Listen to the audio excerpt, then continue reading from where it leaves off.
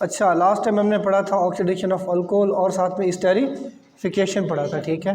ये ऐसे रिएक्शन थे जिसमें अल्कोहल का O और H बॉन्ड क्या था, इन्वॉल्व था, ठीक है ना, एज अ बेस।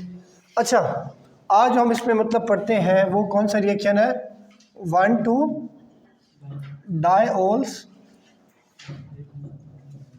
क्लीवेज।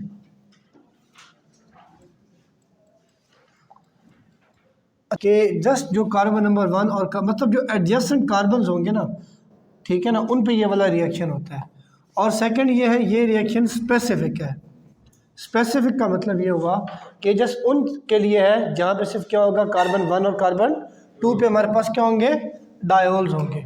अच्छा, हमें पता है कि ये जो इथालीन ग्लाइकोल या ये जो डायोल है हमारे पास 1,2 डायोल, ये एज अ एंटी फ्रीज भी काम करता है गाड़ियों के अंदर ना। आजकल अगर आप वो गाड़ी में देखें ना तो एक कूलेंट वगैरह डालते हैं, ठीक है। ये हमने फर्स्ट ईयर में जो पढ़ा था कॉलिगेटिव प्रॉपर्टीज़, ठीक है ना, पढ़ा था हम लोगों ने। फिर ये जब हम उसके रेडिएटर में डालते हैं ना इथालीन ग्लाइकोल को, तो सर्दियों में ये उसको ज़्यादा जमने नहीं देता और गर्मियों में ये उसको जल्दी बॉयल नहीं होने देता। समझ आई आपको बात। अच्छा, ये अब इसके साथ जो हमने जो रिएक्टेंट हमने यूज़ करना है वो है पर आयोडिक एसिड, ठीक है। आपको पता है कि जो आयोडीन है ये ग्रुप 7 या ग्रुप 17 का मेंबर है। इसके वैलेंस शेल में कितने इलेक्ट्रॉन होते हैं, 7। 1 2 3 4 5 6, ये एक बॉन्ड अच्छी हो जाएगा 7, ठीक है। अब हमने इसका रिएक्शन करवाना है ग्लाइकोल का पर आयोडिक एसिड के साथ, ठीक है। इसलिए कि हमने यहाँ से ये बॉन्ड क्या करना है, ब्रेक करना है, ठीक है ना। यहाँ से ये बॉन्ड क्या हो जाएगा, ये ब्रेक हो जाएगा। अब इसके अगर हम मैकेनिज्म में देखें तो ये जो इसका लोन पेयर है ऑक्सीजन का, ये जो है, ये जो हमारे पास आयोडीन है आपको पता है फ्लोरीन, क्लोरीन, ब्रोमीन और आयोडीन, जैसे हम डाउन द ग्रुप आते हैं इलेक्ट्रोनेगेटिविटी डिक्रीज होती है, कम होती रहती है, ठीक है ना। इसका मतलब अच्छा, फिर उसके बाद जैसे हम लेफ़्ट से राइट आते हैं तो इलेक्ट्रोनेगेटिविटी बढ़ती है, इंक्रीज होती रहती है, ठीक है। अब ऑक्सीजन को अगर हम देखें एज कम्पेयर टू आयोडीन, तो ऑक्सीजन जो है वो ज़्यादा इलेक्ट्रोनेगेटिव है। ऑक्सीजन क्या है, ज़्यादा इलेक्ट्रोनेगेटिव है। अब इसलिए इस आयोडीन के ऊपर चार्ज क्या होगा, पार्शियल पॉजिटिव, ठीक है। अब देखें जैसे ये वाला लोन पेयर इस पर अटैक होगा आयोडीन के ऊपर, अब आपको पता है कि ये कार्बन जो दोनों है, क्योंकि ये ऑक्सीजन के साथ लिंक्ड है और ऑक्सीजन के साथ लिंक्ड होने की वजह से इन पे भी चार्ज किया साथ साथ पार्शियल पॉजिटिव है ना ये। तो जैसे ये वाला बॉन्ड इधर अटैक होगा तो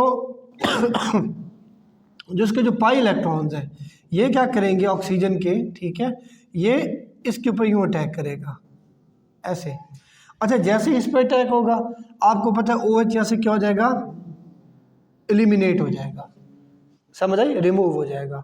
जैसे यहाँ से पाई इलेक्ट्रॉन्स कार्बन के ऊपर अटैक करेंगे OH यहाँ से क्या हो जाएगा, रिमूव हो जाएगा, ठीक है। अब जैसे ये ऑक्सीजन इस पर अटैक करेगा, आपको पता है इस ऑक्सीजन के 3 बॉन्ड बन जाएंगे, एक आयोडीन के साथ, एक हाइड्रोजन के साथ और एक क्या हो जाएगा, कार्बन के साथ। और फिर हमें वहाँ से क्या रिमूव करना है, एक हाइड्रोजन। तो ये जो हाइड्रोजन का जो बॉन्ड है ये भी यहाँ से फिर क्या हो जाएगा, ब्रेक हो जाएगा, ठीक है ना। हाइड्रोजन यहाँ से क्या हो जाएगा, रिमूव। अब हमारे पास जो इसकी सिचुएशन बनेगी वो इस तरह होगी, carbon to carbon single bond, ये इसके 2 हाइड्रोजन है हमारे पास, ये जो ऑक्सीजन है, ठीक है, ये इस आयोडीन से कंबाइन होगा, ये ऑक्सीजन इस वाले आयोडीन से कंबाइन होगा जिसके साथ ऑलरेडी क्या हमारे पास ये, ठीक है। और यहाँ पे ये इस तरह और ये हमारे पास इस सेक्शन की ये बात देखें, इसमें ये बना है आयोडेट ईस्टर। ये क्या चीज़ है हमारे पास, आयोडेट, ठीक है ना, ईस्टर, आयोडेट ईस्टर बना। अब ये यहाँ से ब्रेक हो जाएगा, ये यहाँ से क्या होगा, ब्रेक होगा। जब ये यहाँ से ब्रेक होगा तो यहाँ से भी बॉन्ड हमारे पास क्या हो जाएगा, इसका ब्रेक। ये वाले जो 2 इलेक्ट्रॉन है, ये बॉन्ड दोनों इलेक्ट्रॉन इधर आएंगे, जब ये दोनों इलेक्ट्रॉन इधर आएंगे तो यहाँ कार्बन टू कार्बन क्या बन जाएगा, डबल बॉन्ड। ये बात समझ आ रही है आपको, carbon to carbon double bond. अच्छा, ये वाला जो बॉन्ड, ये जो 2 इलेक्ट्रॉन है ये यहाँ से बॉन्ड टूट जाएगा और ये दोनों इलेक्ट्रॉन इधर आके क्या बनाएंगे, carbon to carbon double bond. ये बात समझ आई। ये भी carbon to carbon double bond with oxygen, carbon double bond with oxygen.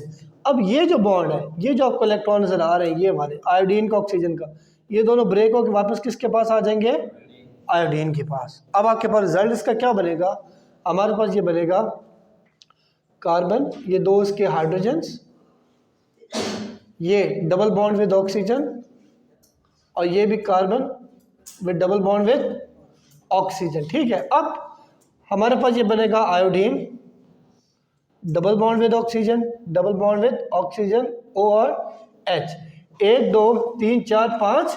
अब ये जो दो इलेक्ट्रॉन जब ये इसके पास आए थे, ठीक है ना, तो यहाँ पे हमारे पास ये इसका इलेक्ट्रॉन्स का पेयर नज़र आ रहा है आपको। अब देखो इसने क्या किया है, अपना एक ऑक्सीजन उसको दिया है, ऐसे ही हुआ ना, यहाँ से एक ऑक्सीजन उधर चला गया और हमारे पास इसकी जो प्रोडक्ट क्या बनी, हमारे पास डायओल से हमारे पास दो क्या बन गए, कार्बोनाइल कंपाउंड बन गए। ठीक है, तो ये स्पेसिफिक रिएक्शन है। स्पेसिफिक का मतलब है कि ये जस्ट यूज़ होगा किसके लिए, 1,2 डायओल्स के लिए। समझ आ रही है ना बात। इसके प्रोडक्ट से हम अंदाज़ा लगा लेते हैं कि ये जो डायओल है ये किस पोजीशन पर बना हुआ है। ठीक है, ये स्पेसिफिक रिएक्शन होता है। यहाँ तक किसी को कोई मसला है? ठीक है, इसको रिवाइज करने की ज़रूरत तो नहीं है ना। तो ये आपने विद मैकेनिज्म है, आपको मैंने एरोइंग भी सारी समझा दी है इसका क्या हुआ है। और इसमें क्या बन रहा है हमारे पास, एक डायओल से यानी कि एक अल्कोहल से हम क्या चीज़ बना रहे हैं, अल्डिहाइड या अल्डिहाइड बना रहे हैं। ठीक है, कार्बोनाइल कंपाउंड बना रहे हैं। नेक्स्ट आखिरी रिएक्शन है हमारा बस ये। अच्छा, आपको पता है कि जो नोबेल प्राइज़ है वो एक इंडस्ट्रियल केमिस्ट था। अल्फ्रेड नोबेल कौन था, एक इंडस्ट्रियल केमिस्ट था। समझ आई आपको। और जो पहला जो नोबेल प्राइज़ था ना वो 1900 में दिया गया था। पहले यही साइंस था, मेडिसिन था, ठीक है ना, लिटरेचर वगैरह में जो लोग ऐसा काम करें जो ह्यूमैनिटी के लिए हो, जिसमें ह्यूमैनिटी को क्या हो, फ़ायदा हो, उसके लिए हम ये यूज़ करते थे। तो अब तो ये पूरी फाउंडेशन है ना, नोबेल फाउंडेशन। अब वो जो अल्फ्रेड नोबेल था जिसके नाम पर ये नोबेल प्राइज़ जो दुनिया में दिया जाता है, अब उसने क्या किया था, आपको पता है कि हमारे पास ये जो ग्लाइसरोल है, या हम जिसको ग्लाइसरीन कहते हैं, चेहरे पे लगाते हैं ना ग्लाइसरीन, ठीक है, ये आपको पता है कि एक ट्राईओल है। क्या है ये, ट्राईओल।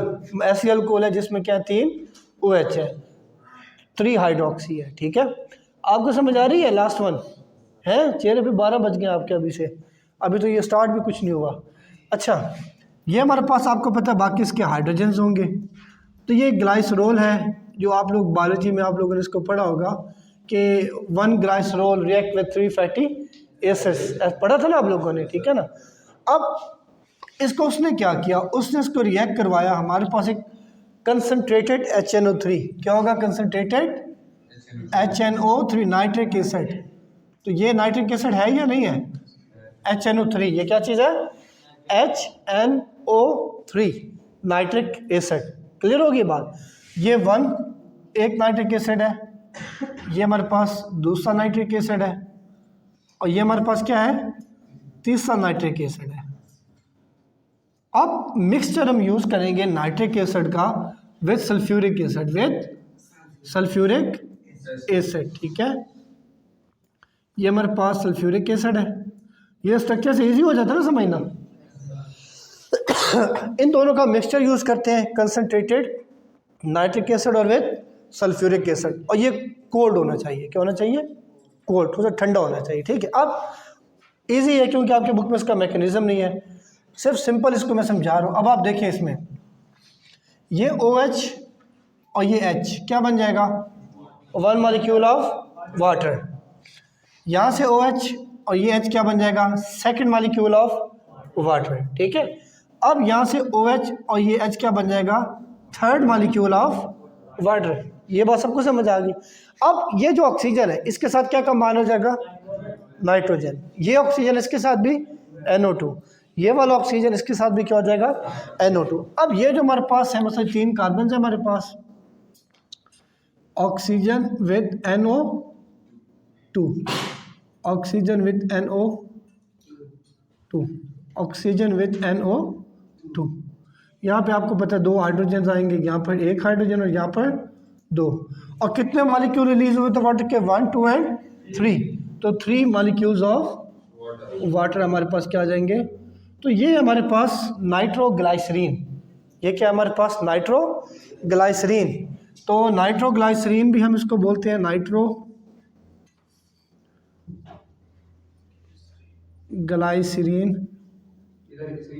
और इसको हम लोग कहते हैं डायनामाइट। ठीक है ना, इसे हम क्या कहते हैं? डायनामाइट। देखो कितनी आसान प्रिपरेशन है। ये ले लिए कंपाउंड, ग्लाइसोल, ग्लाइसिन तो मिल जाती है ना आसानी से मार्केट में। असल में ना ये हम इसलिए यूज़ करते हैं, ये टोबैको में भी यूज़ होती है ग्लाइसरीन, ठीक है, कॉस्मेटिक में यूज़ होती है।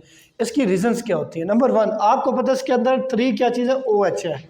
इसका मतलब इसमें हाइड्रोजन बॉन्डिंग है, इसका बॉइलिंग पॉइंट ज़्यादा होता है, इसका बॉइलिंग पॉइंट ज़्यादा होता है। नंबर 2, ये ऐसा ना मतलब कि वो जैसे हमें ड्राइनेस हो जाती है, खुश्की वगैरह होती है, ठीक है ना, ड्राइनेस, उसको रिमूव करने के लिए मकसद ये ग्लाइसिन वगैरह को लगाते हैं। फिर इसका वैसे भी यूज़ बहुत ज़्यादा है हमारे तंबाकू, मैंने बताया टोबैको में भी यूज़ होता है, और कॉस्मेटिक्स में तो हमें नॉर्मली पता ही है, ठीक है।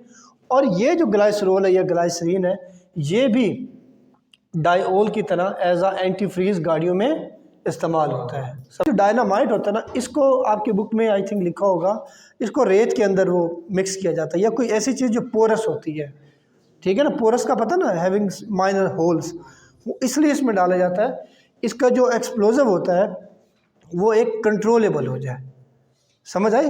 वो क्या हो, एक मतलब जब हमें उसको यूज़ करना है हम उसको वहाँ पे यूज़ कर सकें। 2 रिएक्शन थे आपके, तो इसको पढ़ लेना। अल्लाह हाफ़िज़।